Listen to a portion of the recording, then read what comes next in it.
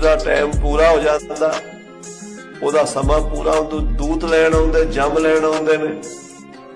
ਉਹ ਸ਼ਹੀਦਾਂ ਕੋਲੋਂ ਵੀਜ਼ਾ ਲੈ ਕੇ ਆਉਂਦੇ, ਇੰਨੇ ਸਮੇਂ ਲਈ ਜਾਣਾ, ਵਾਪਸ ਆ ਜਾਣਗੇ।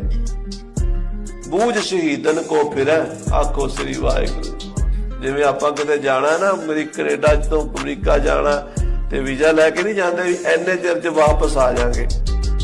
ਕਹਿੰਦੇ ਉਹ ਜਮਦੂਤ ਹੁਣ ਸ਼ਹੀਦਾਂ ਨੂੰ ਪੁੱਛ ਕੇ ਜਾਂਦੇ ਆ ਕਿ ਖਾਲਸਾ ਜੀ ਅਸੀਂ ਚੱਲੇ ਆ ਫਲਾਣੇ ਬੰਦੇ ਨੂੰ ਲੈਣ, ਆਗਿਆ ਹੈ ਤੇ ਜਾਈਏ ਤੇ ਇੰਨੇ ਚਿਰ ਚ ਵਾਪਸ ਆ ਜਾਵਾਂਗੇ। ਹਾਂਜੀ,